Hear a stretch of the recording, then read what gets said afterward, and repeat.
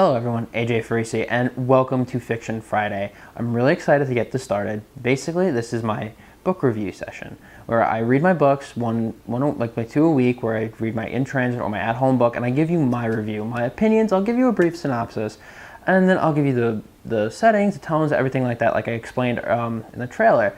So I hope you guys are excited, and I'm pretty excited to get this started as well. This review contains no spoilers. Welcome to Fiction Friday. I'm AJ Forrisi, and I'm going to review The Winter Girl by Matt Marinovich. I'm sorry if I pronounced that last name wrong, but I hope I did. This book is, I'm going to go into a brief synopsis right now, and this book is pretty much about a married couple, Scott and Elise, who go to take care of their father, take care of Elise's father in the Hamptons, who's dying of colon cancer. So they're staying at this house, at his Southampton house, I believe, and Scott begins to notice at the house next door, the lights go off every night at 11.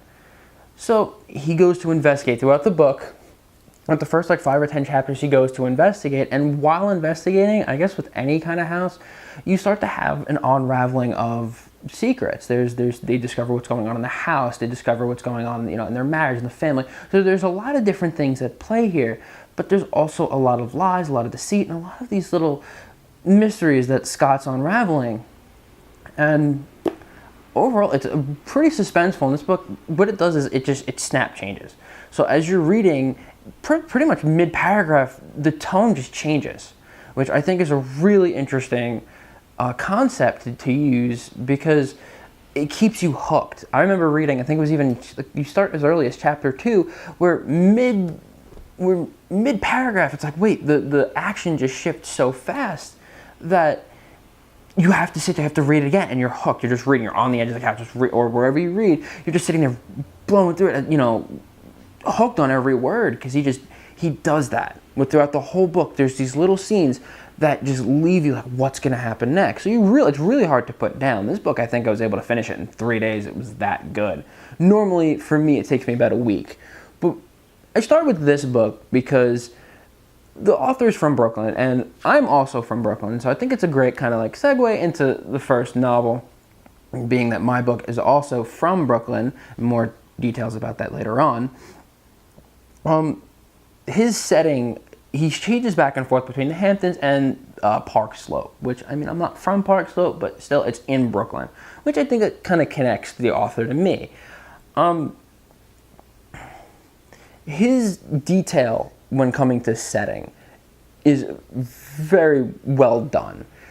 In chapter 18, the first line is an address, and it's an address, as in the book, it's in the Hamptons. I believe it's either Southampton or East Hampton.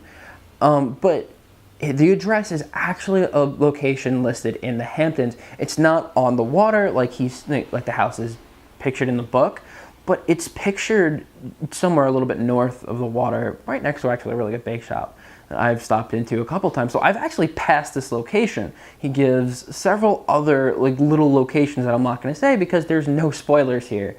So pretty much his detail in talking about Prospect Park over in Park Slope, his details of the trees and how the park is laid out is pretty much exactly how Prospect Park looks, and I love that about this. You could read this and you feel like you're on the water with Scott, taking pictures or walking through the deer trail in between the houses, or you're looking in the house as well, because the details are so rich. It paints that picture in your mind. Now, one thing I didn't like is the way the book ends. Now, I'm not going to share that. It leaves you on a cliffhanger, which if I'd have to read it a couple more times to really fully understand the ending, maybe if I was paying a little bit more attention, I might be able to understand that, but the ending is very abrupt. It's suspenseful as well. It leaves you right up to that suspense, and it's not like one of those endings that drag out where you have all these different things at play, where it's just all the storylines are the loose ends are getting tied up.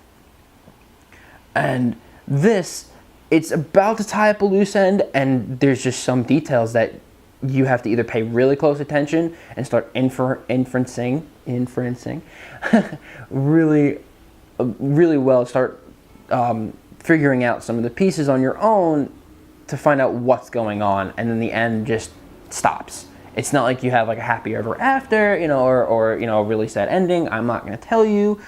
Maybe it's a satisfying ending for you guys as readers, but for me, I think it was extremely satisfying because it kept up that suspense. He did not fail at keeping you hooked, and that is my favorite part of this book. Another favorite part of this book is the imagery, which, as I said, with the scenery, the description of characters, even his characterization is very well done. The psychological aspect of each character is so well written.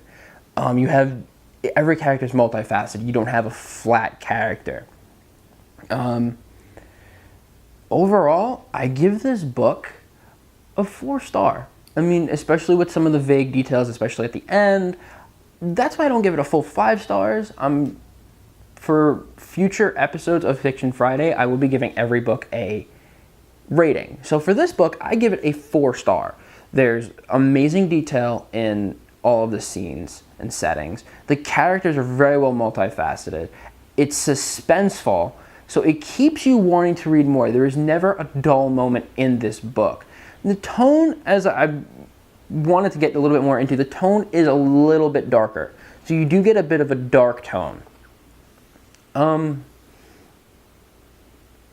But overall, probably one of my favorite books to start. To start Fiction Friday, The Winter Girl is definitely on my list of favorite books. So I hope you guys enjoyed this review. If you guys are interested in picking up this book, you might be able to find it online. I was able to find it in a small bookshop in Seaside, Florida. I highly recommend this book to anyone who loves psychological thrillers, mysteries, suspense. Very good book. So 4 stars on The Winter Girl by Matt Marinovich. Hey guys, so earlier I referenced something about me being an author as well. Yes, I am an author. If you check out my Facebook page or my website, you'll find a lot of details about my book. Now, right now on the website, there's just a lot of updates telling you when the Fiction Fridays are going to come out and all other, like Writers Wednesday or anything else. But I am going to release the cover of my novel Through the Border Gates, possibly on a Writers Wednesday. I'm going to read the synopsis and maybe chapter 1 of my own book. But for right now, the cover release is going to be set for November 4th. So I'm going to be releasing my cover on Facebook, and if by then I start a Twitter, more details will follow on the website and the Facebook. But I'm going to release the cover online on November 4th. So definitely tune in. I'm going to have an event posted pretty soon, probably right after the airing of this episode. There's going to be an event posted, so you guys can all follow in when I release the cover of Through the Border Gates, which is my novel that is going to be released as an ebook sometime in December and as a physical hardcover copy probably in January. So I hope you guys are excited. Follow the links above, and I hope to see you there.